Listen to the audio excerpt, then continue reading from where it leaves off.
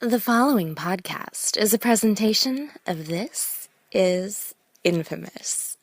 Listener discretion is advised.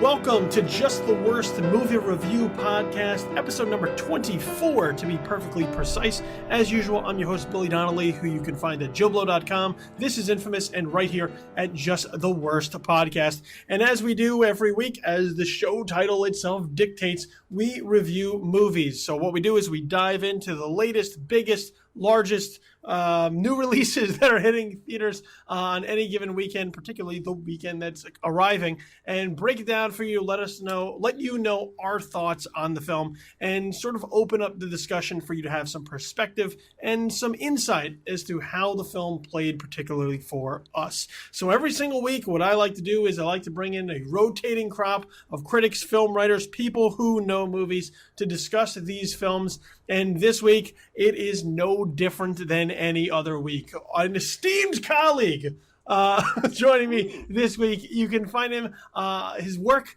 on JoBlo.com, as well as Arrow in the Head. You can also follow him on Twitter at Eric Walkuski. So Eric Walkuski is joining us here. Thank you very much, dude. We finally made it work for you to come on the show. I'm very thrilled, man. Thank you very much for having me. I'm quite honored. And the film that we're going to be discussing this week, which we'll get into in just a few moments, is 10 Cloverfield Lane, the latest addition to sort of the Cloverfield lore, I guess, which I'm sure we'll also get into as we dive into the film. But as we always like to start off with the show, people ask us all the time, why do you call yourself Just the Worst Movie Review Podcast? Doesn't that mean that you suck? No, it does not. In fact, what it means is that we are self-deprecating in nature, which is always a good sign. It also means that we are not going to battle over claims that we are the most fantastic, greatest, most amazing podcast that ever lived. Let the other insecure people battle over that. I will lay claim to sort of being just the worst, which means we're good enough. Set the expectations and the bar low so that once we're able to sort of show you that we know what we're talking about, you'll just be amazed. That's pretty good. I think that's a good gamble, man. You just go and everyone's like surprised, happily surprised. Hooray! So look, and even when we bring on guests, they go, "Why are you bringing me on a show called that?" And like I said, we laid out why, but we don't just pull in any just random person off the street to offer up their opinion. Even though you're more than welcome to be entitled to your opinion. That's what's great about being a human being, is you can have an opinion about anything. We just happen to have a podcast as a forum to express ours. So, Eric, before we get started, let everybody sort of know how long you've been at this, how you got started talking and writing about film, so that they know your credentials. They know that you're the real deal, the genuine article to be able to talk about this film. I mean, I can't lay claim to that, but I will say that I've been at it since about 2008, I think, and I got it in the simplest way. I was a fan of JoBlo.com, and one day they had a help wanted article up, and I applied and went through several audition processes, I guess you could say, and eventually got a job as the one of the news editors for Arrow in the Head, which is the horror site for JoBlo.com, and been doing that for a while. I'm proud to say, the managing editor of that particular site. And but also, because I'm in New York, I have the chance to cover a lot of movies that are opening here and also press junkets. So I get to interview a lot of celebrities and have been doing that for, I think, roughly the past 4 or 5 years. So I'm kind of covering all bases on JoBlo.com. That's right. So a well-rounded individual who's now been in it about 7 years. See, so Yeah, makes been doing it quite a while, but it makes you gets feel more old fun. when we put it in that Well, perspective. I was in my 20s when I started this. Let's put it that way. And no longer. No. We've been trying to connect on a particular episode and something that we've been able to sort of match up with that we've seen. Yeah. And this week, we were able to do that with the major release that's hitting this week, 10 Cloverfield Lane. Now, just for clarification, there is another release by Sony Pictures, The Brothers Grimsby. That, my understanding, was not screened for all press. I know that you have seen it. I know some other media members who have seen it. I was not in the elite company of being able to see it via Sony's hands. So in time for recording this particular episode, we will not be discussing The Brothers Grimsby. That doesn't mean that you shouldn't go see it. If it looks appealing to you, by all means, go out and check it out. But for this particular podcast, we will not be discussing Sacha Baron Cohen's latest film. Right. We're going to be sticking to 10 Cloverfield Lane. And as we preface this right now, well, this is your spoiler warning. 10 Cloverfield Lane, produced by J.J. Abrams, means that the film has been stuck in the J.J. Abrams mystery box. That means the information that you have coming into this film is very little. Basically, what you have only seen in the TV spots and the trailers, they try to keep things as much under wraps as possible. And as a result, basically any piece of information we may reveal from the film could be construed by some as a spoiler. So we're just going to put out a widespread banner and say spoiler alert for this entire show. We will be getting into some actual legitimate late in the film spoilers, but at least to start, so nobody complains later, well, you didn't tell me you were going to talk about it. I'm telling you right now, we're going to talk about just about everything. So Well, with this movie in particular, you can't really talk about it without getting into spoilers, because otherwise you're like, hey, you know that thing that happened? That's crazy. You talk very generically. So just for if you don't want to know anything, then come back, listen to the show after you've seen the film, and you can hear our discussion on it. Before, if you want to be spoiler free, you want to go in fresh, just hit the pause button right now. Go see the film, and we'll converse later. So 10 Cloverfield Lane, directed by Dan Trachtenberg, stars Mary Elizabeth Winstead, John Goodman, and John Gallagher Jr. And the premise is fairly simple. There's a young woman running away from her troubles who is involved in an automobile accident. When she awakens, she finds herself shackled in a room in an unknown area that turns out to be an underground fallout shelter where John Goodman's character Howard explains to her that he has saved her life and that there is an attack that has taken place up on the surface, killing everyone. And then as the film progresses, it becomes a matter of, what do you believe? Who is telling the truth? What are their motives? And sort of the film unveils and uncovers pieces of that puzzle along the way, stringing you along until ultimately we reveal a little bit more information. I think that's about as basic as I can lay it out to start. So let's just get right into it. Eric, How did 10 Cloverfield Lane play for you? Well, I went into it very much, as we all did, I guess, in terms of not knowing much about it. I saw that first trailer. It intrigued me. The Cloverfield angle intrigued me. I was not a huge fan of the first Cloverfield. I guess I should preface things that way. But the idea of expanding upon that universe is appealing, and I love giant monster movies. So any opportunity to perhaps see more giant monsters is always going to appeal to me. So I went in not knowing much, and I was pretty excited about it. And I would say that for most of its running time, I was very, very into it. I was very engaged. I thought it was well directed by this guy it's his first film. I thought it was well written. And I thought the performances were fantastic. There's just really the three, and they're all quite excellent. Mary Elizabeth Winstead is... I feel like she's still like on the cusp of becoming like a big thing, but she's kind of been at it for a while. But I mean, this is such a great performance and a really good, strong female lead too, because she's smart, she's crafty, she gets MacGyver-ish sometimes, which is pretty cool. And then John Goodman is just, I mean, we've seen him play shady characters before, but this character is pretty fucking scary. Even when he's not being scary, because sometimes you're unsure. Well, he's a weird guy, but is he a bad guy? And the movie kind of plays with that notion for a while. But even when you're like, well, maybe he's not all that bad, he's still pretty creepy. And there's just he just seems to be, he just nails it. I mean, that's all I can say. He just nails this character, which is a complicated, creepy character. Yeah, I mean, I was just really into it. And then I guess the other shoe drops eventually in the last 10 minutes of the movie kind of reveal what we've all gone into the movie wondering, which is, what's actually going on here.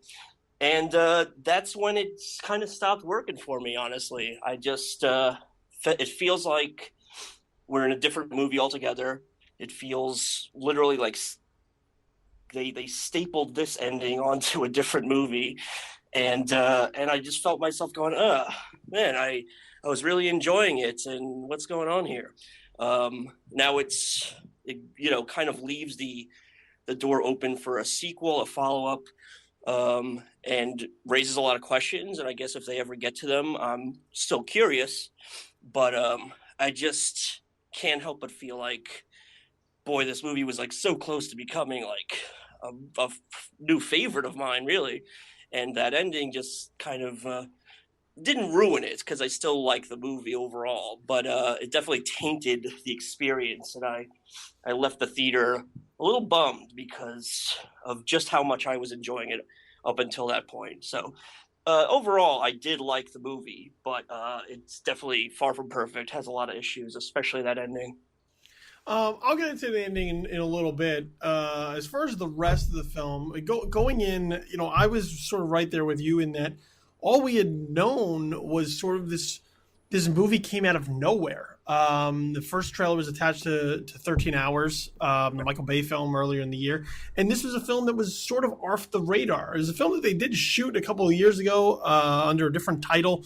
And just very under the radar because it's such a small, intimate film. There's nothing dazzling about it. It's three people in a bunker. So right. Even though you have Mary Elizabeth Winstead and John Goodman involved in it, John Goodman is basically at this point a really solid character actor. He can do a lot of things. He's very versatile, but he's not the kind of actor that opens a film. So when John Goodman is attached to a film, you go, oh, that's interesting. I'll be curious to see that. But then it just sort of goes away. So with 10 Cloverfield Lane, obviously the Cloverfield name sticks with you because of the fact that we've already experienced a Cloverfield film in the past, going back to 2008, I believe. And I was a fan of the first Cloverfield. I thought it was really an interesting concept. I'm not one that sort of writes off found footage kind of films. I can understand why people would have a problem with sort of why they keep shooting certain things. But I thought it was a pretty smart monster movie that was something fresh, something that we hadn't seen at the time, at a time where people seemed to be starved for a monster movie. If we remember, there were times people were like, is this another Godzilla movie? Is this a Voltron movie? There were all kinds of imaginative ideas as to what this movie was. And it was this just other movie about people that happens to take place around a monster. The fact that you don't see a lot of the monster, you only see sort of disjointed glances of the monster. I thought it was sort of a cool way to deliver the film, and I was a fan of it. And I know over the years, people have been calling for a sequel desperately, and I've been one of those people who have been like, but why? Because sometimes movies can just be alone by themselves. We don't always need follow-ups and sequels. So when this film came out, we saw sort of this very intimate trailer. I was very confused as to how this would possibly connect to that. Right. Because obviously it's deliberate to use the Cloverfield name. But there is then a certain, I think, expectation that comes with it. And sort of watching some of the marketing, and not to criticize the marketing, but it almost feels like they're leading you to this idea that we may get the monster from the first Cloverfield. Right. One of the things that I can say, especially in recommending this film that I really did enjoy, is whatever preconceived notions that you have about 10 Cloverfield Lane as it relates to the previous Cloverfield, just get them right the fuck out of your head. Like, just immediately get them out, because this film is not that. It is an entirely different film. The tie together, the connection between the two films is very, very tiny, very, very minor. You'd have to really be familiar and remembering the first film vividly in order to even piece them sort of together, with the exception of sort of the end, which I think rounds it about a little bit more. But along the way, there's a couple of little Easter eggs here and there, but nothing that you would be like, oh my God, they went there? I can't believe it. It was so obvious. So beyond that, sort of pushing that aside going in and not expecting Cloverfield 2, expecting just something else, I won't say I was surprised by how much I like it, but it very quickly grabbed me. Absolutely. Right out of the gate, you sort of have just this woman in a car. She's dealing with problems with her fiance. Has some trouble in her life that she's clearly running away from. And before we even get to the credits, actually intercut with the credits, we get this pretty hellacious, pretty vicious car accident that's jarring. I mean, it immediately grabs you because you don't expect it to happen in the way it does. So that immediately hooked me. And then now when you go down into the bunker, it's all about sort of the interactions of these personalities. And you have these two real alpha personalities in the bunker between John Goodman and Mary Elizabeth Winstead, who's, while the term strong female character is tossed around all the time right now, she's a gamer here. She's a fighter. She's resourceful. She is not willing to accept the world as it is. She is constantly seeking out more. And there's, some very interesting ideas I think that the film brings up, which is sort of, one is a belief system. How easy is it to believe something that somebody's telling you and you can't see it yourself? But also there's this idea of sort of security and the lengths that people will go to in order to feel safe and have safety, or the notion of safety around them.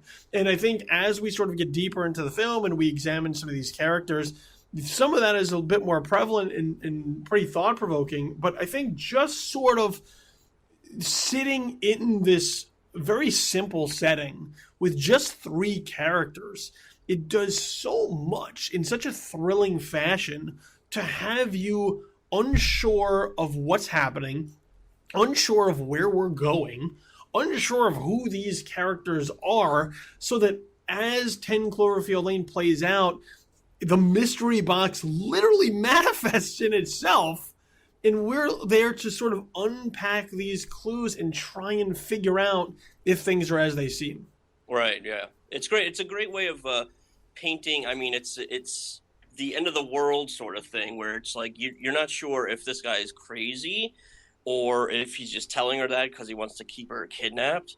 And, against that, which is like an epic story, you just have this very intimate thriller, which is like, maybe the end of the world is going on out there, but all she has to worry about is what's going on in this small room, basically. And I love the contrast of like, even if she escapes this section, then, what's the next hurdle? Then she has to deal with like, holy shit, now I'm in the post-apocalypse or something like that. So it's great. It's kind of a great, like, out of the frying pan into the fire scenario. But what the movie does well is kind of keep you and her in the dark. Like, is this guy nuts? Is he telling the truth? And then furthermore, if he is telling the truth and it is, you know, a hellscape out there, well, still, would you want to be trapped in a bunker with this guy, even if it is the end of the world? I mean, how much do you really want to live that you'd have to spend like maybe 2 years down there with this guy, you know? So I think the movie just works on levels like that, and it's just very smart about how it goes about creating suspense too.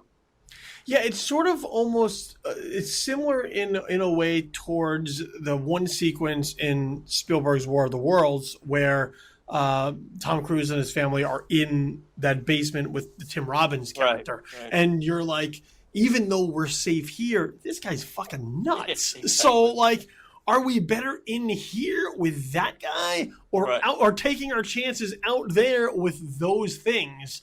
And I think that I think you bring up a great point, which is that, you know, this character, the Goodman character of Howard, is, you know, there's something off about him. You know that. You just feel, there's something in your gut that's just like, something just not quite right about this guy.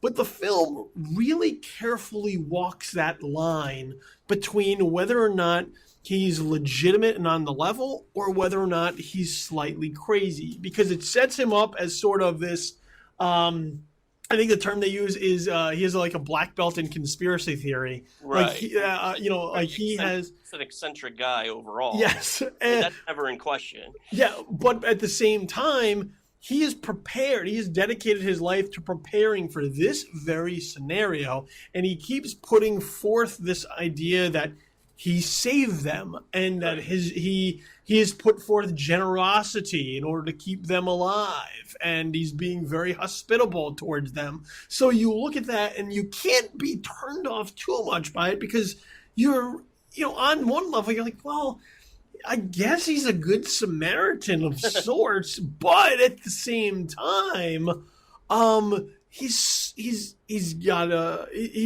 very high strung. He's very sort of stringent in the way that he wants this operation to work, because this is his life now. So as a result, it's teetering back and forth. And I think one of the things that the film does so well too is working sort of on that security level, is that it puts forth these false senses of security for you as a viewer. It lulls you into complacency that even though you'll have these moments, these very tense moments between all of the characters, it will then sort of settle down, and you'll look at it and say, well, we got past that. Everything seems to be all right. And the second that you start to feel that, the film pulls that right out from under you and ratchets it up some other area, where once again, now not only are you questioning the characters, you're also questioning your own perception of what it is that you're watching. So in that way, once again, I think the film is incredibly smart, and it does so much with so little. Like, at a time where we have all these films that are just, you know, they just throw effects like at the screen. I don't even know why they throw effects at the screen. So they just be dollar bills, like just flaming dollar bills that they're throwing at the screen, that we're like, oh, well, that looks pretty amazing. Here, so much is done with so little, with just literally 3 people in a room, that it's just so well crafted that along the way, it continues to pull you down sort of the rabbit hole. Yeah, and another great thing they did do is that, you know, there's really just like, I guess, 3 rooms in this place. I mean, or 2 even. And you're like, well, how can they like make this feel opened up? Like, how is it not going to feel claustrophobic? Which it kind of does, but they find ways to like just how to shoot it and how to stage scenes in like certain sections of this bunker, so that it never feels like, oh, we're in the same old room again. Like, they always kind of find ways to make it keep it fresh, and you know, like little set pieces, like where she has to go into an air duct at one point, and that feels like an extra layer of claustrophobia. And you were saying, even when the suspense kind of dwindles down and they have these moments of like almost serenity where they're like kind of accepting their fate here, and it's kind of like bouncy, they play some music. Even those moments are tinged with like, well, I know it's not going to continue like this. It's not going to be, the rest of the movie's not just going to be them happy and hanging out. So even like the happy moments, you feel this kind of dread because you're like, something's going to happen to fuck all this up, So, yeah, I mean, it just everything you said, I think it just has such an admirable, just this drawing out this tension and this dread, and while you're invested in her and her plight, you're also like her going, well, what the hell's going on outside too, and that's going to come up eventually. And then, we have an extremely thrilling finale with her in the bunker and the sort of the resolution of that situation before she goes to the outside world. And, as I was saying before, at that point, I was like, man, this is just a perfect, little thriller, and it's just going to be it just works on so many levels. And then, the other shoe does drop, and we're kind of thrust into this other movie, and it just, like I said, didn't sap anything that came before it for me. But then I look at the movie as a whole a little differently, because you can't not. It's part of the movie. And, I feel like a fan edit of this movie would be super easy. We just have to chop off the last 10 minutes, and you'd be like, here it is. There's the fan edit of 10 Cloverfield Lane. Isn't it perfect? See, I can perfectly understand where someone would sort of be taken out of the movie in like the last 10 to 15 minutes. I perfectly can understand it. I can see it even from myself watching it. All of a sudden it happens and you're like, wait, what? For me, I think I was so into everything that had happened prior that I was extremely forgiving towards the last 10, 15 minutes. So even though I may have been a little bit reluctant to get in that car and go along for the ride, I still got in. I was still like, well, we've come this far. Right. I'm willing to go in whatever direction that it is that you want to take me. And if this is the direction, so be it. I'll ride with it, and we'll see how it plays out. But I was still invested in her. So, like, even though I wasn't necessarily feeling these events, I was still like, well, I still really hope everything works out for her. I hope she's okay. I hope she survives this, because I've invested so much time in her and I like her character so much. So I was still like rooting for her. You know what I mean? I mean, it's because it's so strange. It's such a contrast from everything that we get before, which is very simple and intimate. And now, once again, we start getting into creatures and, extraterrestrials and, actual physical danger, as opposed to sort of psychological danger, which we'd had to this point. And I think, I think sort of the issue is that the film almost paints itself into a corner, which is that because the film builds so well, it builds to such a great crescendo that ultimately is going to wind up with her getting away from the danger that she believes is in the bunker, in order to see what danger may lurk outside of the bunker.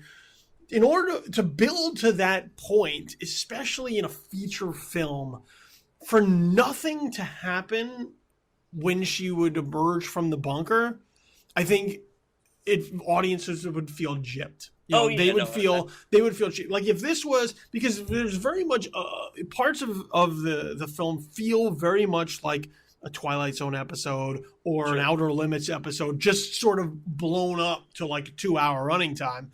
And a film like that, or a show like that, you could do that.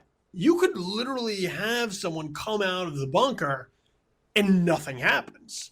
Right. And all of it would, and you sort of have that moment of clarity, that realization that was just sort of the end game. That was just sort of the final thing. Really, while we were focusing on that, everything was what was going on. Like, everything passed us by. We missed it all because we were so focused on what was happening at the end, the destination, not necessarily the journey. Right, I think with 10 Cloverfield Lane, because the journey is so good.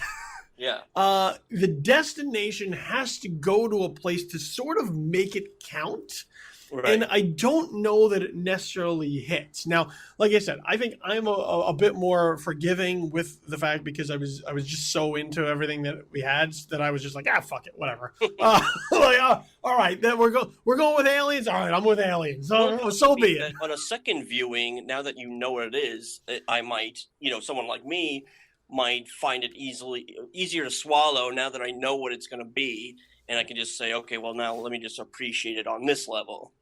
Yeah, I think that could happen. I mean, because it's also the Abrams pedigree, like one of the things that you could easily look at is as sort of a comparison is Lost. And, right. And you can look at Lost and you have, all of these seasons of Lost that you were invested, you were into everything that Lost put together as sort of a puzzle. And then when the last season happened, when the finale happened, there are people who are just like, fuck this show. And you're like, what do you mean? The prior seasons were so great. And you're like, well, I wouldn't have watched it if I knew that this would have been the end. And that's sort of the point, though, is like, it's not always, for me, I understand that the end is like, that's the thing that sticks with you because it's the last thing you see before you walk out. So it's going to be, you're going to have the freshest reaction to those moments because it's the last thing you see before you leave the theater. But I think when you sort of look back at the film as a whole and you just sort of realize that the ending is just sort of a piece, but really a minor piece. All of the real good stuff is in everything prior to the end. Then I think that to me is the stuff that I can really point to and say, man, that stuff's really fucking good. Oh, that stuff might be a little bit silly, but that stuff is so good that even though I may not be fully on board with how it ends, the rest of the stuff, like the means, I guess, ultimately justify the end for me. That I'm okay with it. No, it doesn't. Like I said, it doesn't change what happened before because what happened before it is still there and it's still good. And it's not like a twist ending where, it wasn't like all in her head or something like that. And you go, oh well, none of that should happen. Like it all happens. So like even if you don't like the ending quite so much, like myself, doesn't change the fact that everything that came before it was still really good. And I'll still recommend this movie because of how large, how much of this movie, like 90% of the movie, is really, really good. And then, of course, the JJ is, I can't tell if they're shooting themselves in the foot by calling it 10 Cloverfield Lane or not, because, of course, we're all, even though we're invested in what's going on now, we're wondering what's going to happen at the end. We're associating Cloverfield, of course, with the Cloverfield monster. So we're going, well, once she gets out, is she just going to see the monster? Like, how's that possible? Because that's happening in New York, and this is in Texas or Louisiana. And then when it's not the monster, but it's something else, you're like, okay, so what the heck is going on? Like, I don't understand the connection, and I frankly still don't. And I just wonder if they would have been better off not calling it 10 Cloverfield Lane. Like it was originally called The Cellar, which is kind of a boring title. But at least if it was called The Cellar and you didn't know anything about it, the ending would be like, what the fuck? I wasn't expecting this. Whereas you are definitely expecting something supernatural or paranormal or otherworldly. You know what I mean?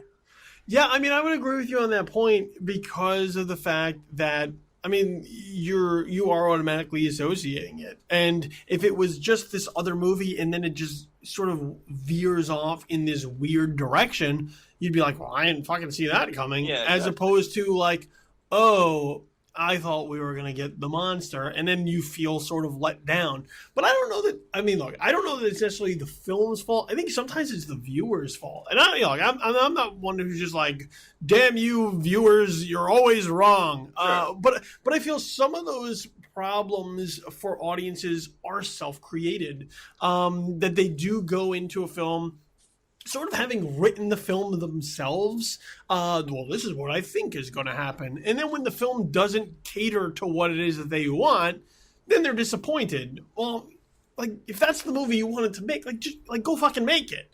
Yeah. But they made something else. So either you sort of subscribe to it or you don't. And, as far as the name is concerned, the Cloverfield name's there to sort of put asses in the seats. If you put this trailer in front of 13 Hours and you called it, 10 Smithfield Lane, something else, Right. I think it would just sort of go by the wayside. They would just be like, oh, okay, that looks interesting. And maybe they'd see it and maybe they don't. But they have that attachment to the name. They recognize the name. One thing, this is Paramount using, brand awareness, which we talk about all the time with the way the studios operate as far as make sure it's a brand, the brand.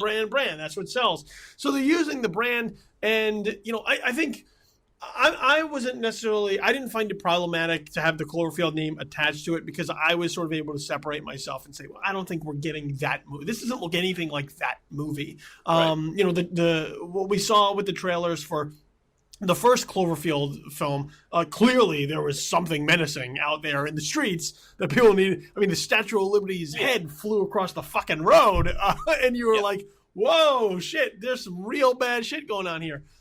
This one is much more intimate, and I think without the Cloverfield name, people might look at it and just go, I don't know. I think it's sort of a way to market it and just say, well, for people to take notice of it.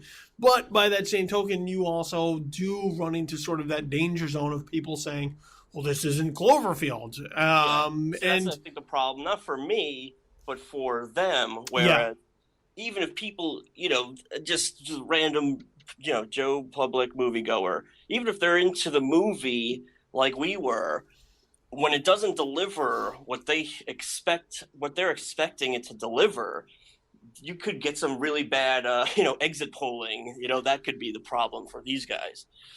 Yeah, I mean, I watched it with a packed house, and I mean, the crowd was into it, and then once she escapes from the bunker and we sort of have extraterrestrial activity, I could definitely sort of feel people beginning to pull away from it. And on the way out, sort of sniping about it a little bit as far as how the film wrapped up.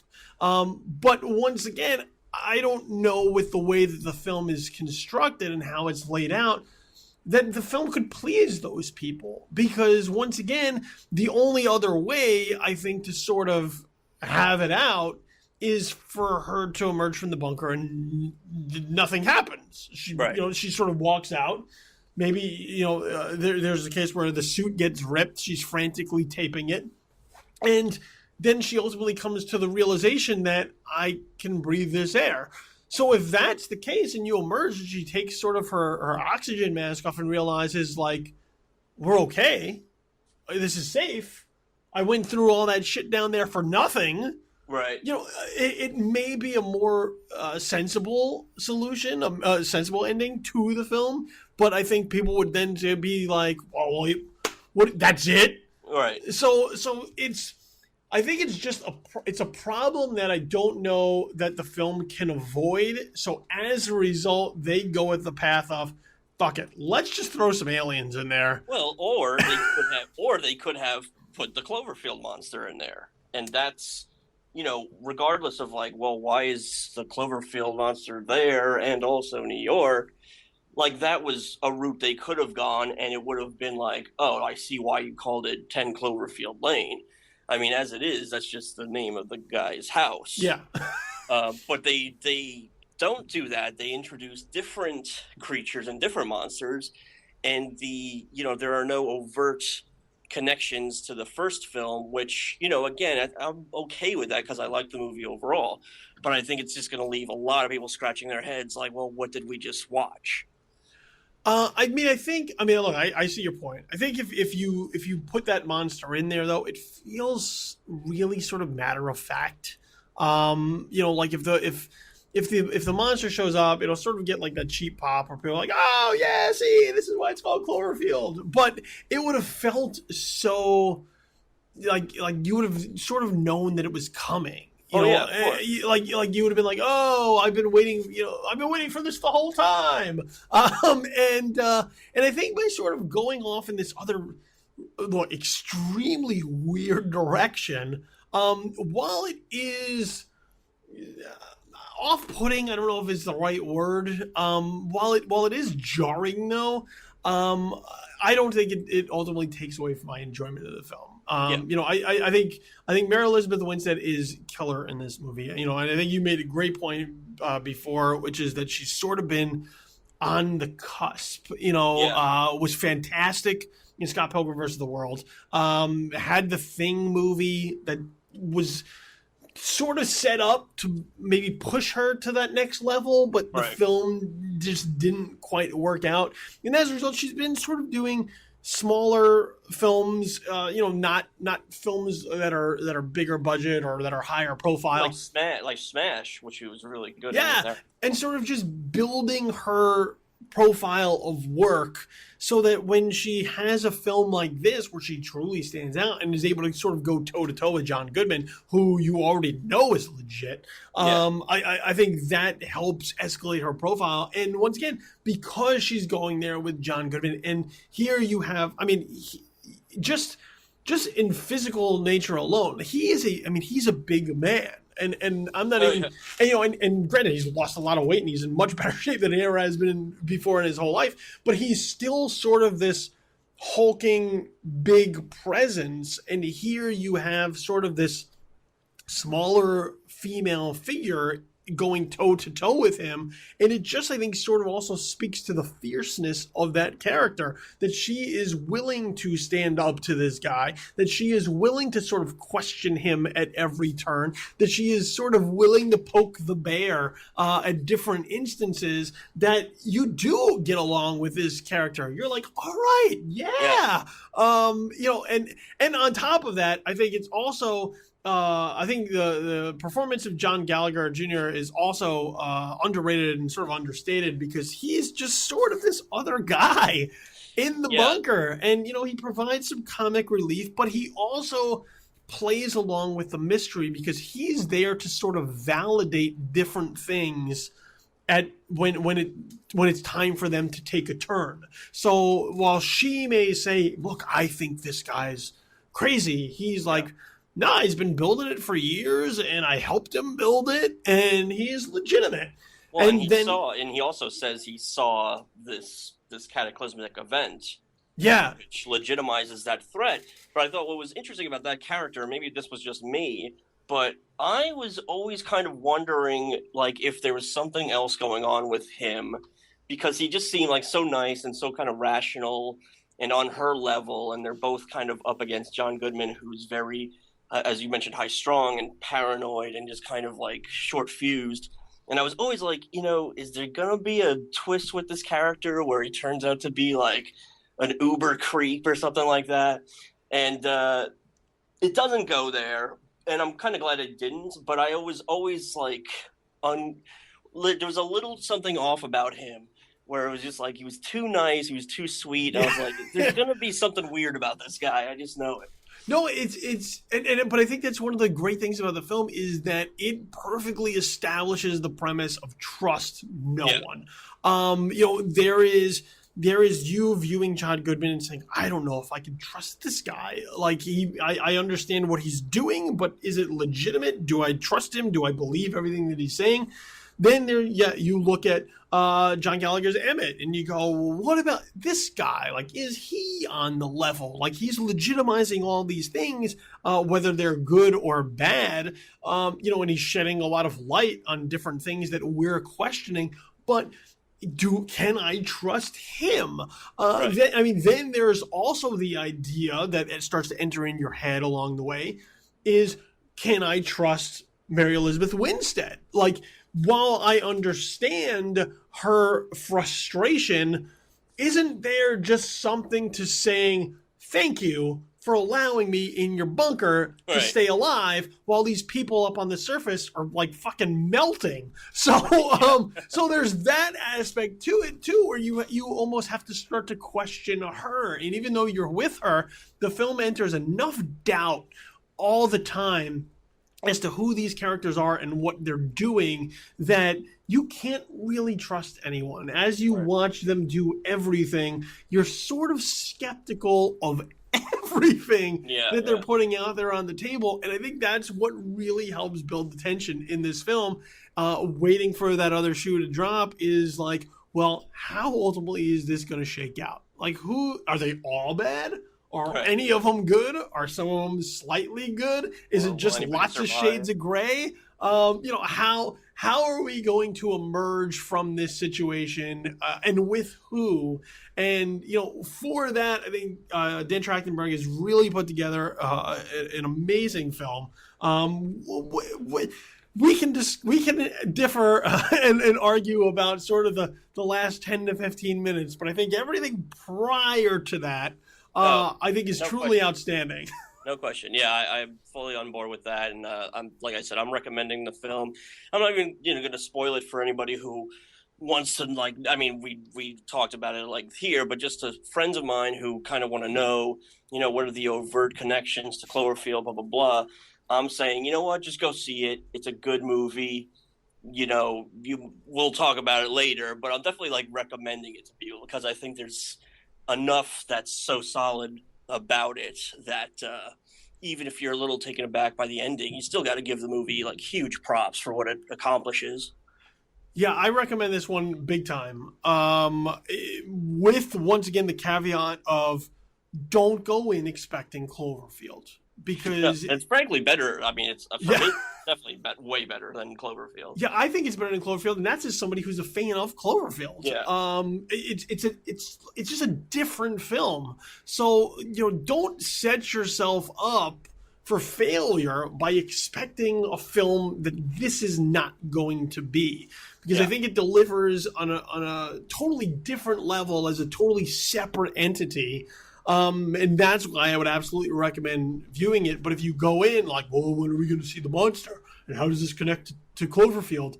I think you're just going to be pissed. Like, you're going to walk out pissed and be like, well, that's not the film I was expecting. And we're all just going to say, we told you it's not that movie. Yeah. So to recap, 10 Cloverfield Lane, both of us are pretty high on this movie. I think I am more forgiving towards sort of the lunacy of the end than Eric is. For now, around on a second viewing. Once you come to know what to expect, it may be like, all right, okay. I'm curious about a follow-up. I know that JJ's hinted that maybe the Cloverfield universe, or whatever you want to call it, is still kind of expanding, and there might be another movie. Whether it is a direct sequel to this or kind of another piece in the puzzle, a different set of characters, but it's taking place in the same universe. I'd be down for that because I am curious, and I still kind of want to know, if this is all taking place at the same time or in the same world, and if so, how does it all connect?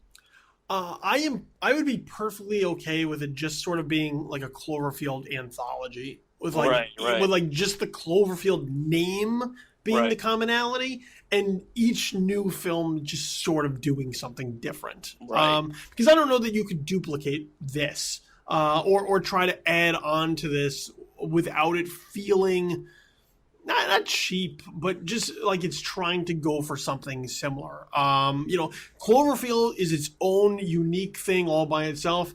10 Cloverfield Lane is its own unique thing all by itself. And whatever the next thing that they have speculated, they have a story to possibly tell. I hope that is also its own unique thing all by itself. And they can all share the name, because you know what? you keep putting Cloverfield on it and I keep enjoying it, I'll keep going to see it. So it doesn't matter what it is at this point.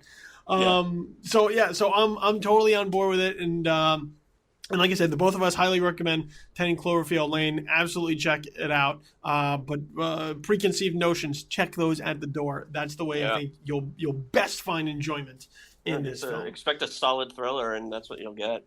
Absolutely. So, Eric, before I let you go, let everybody know where it is that they can find you out there on the interwebs. I can be found reviewing movies and interviewing celebrities on JoeBlow.com and in our YouTube page, JoeBlow.com, our Joe Blow movie trailers, I believe it's called on YouTube.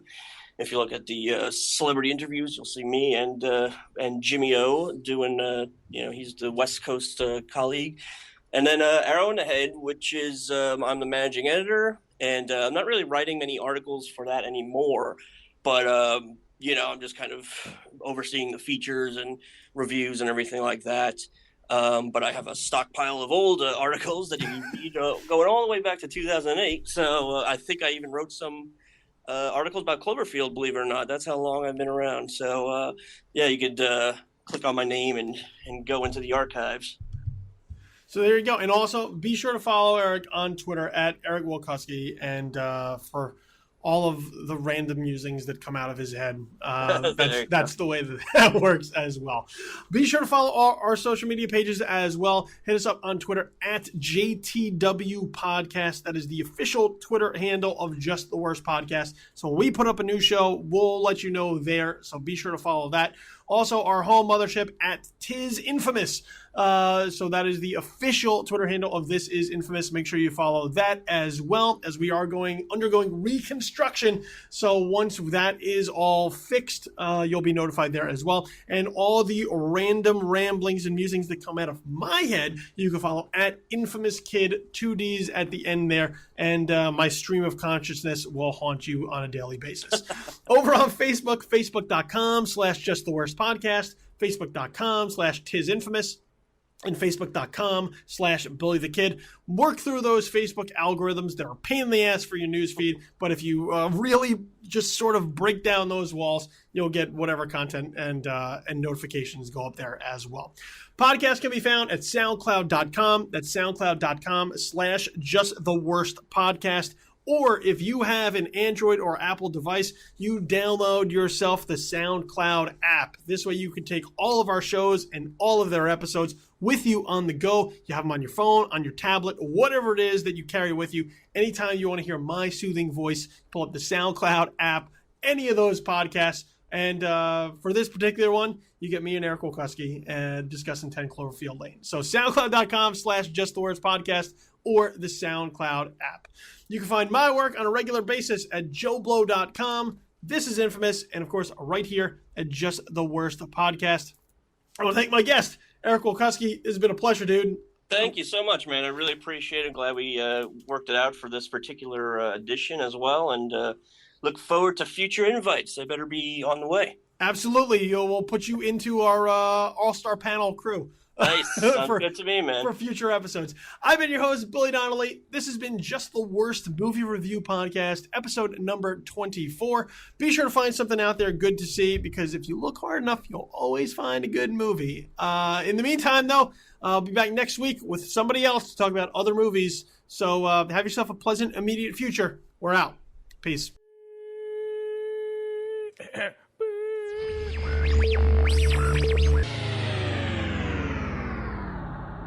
Just the Worst Movie Review Podcast, episode number 24, has been a presentation of Just the Worst Podcast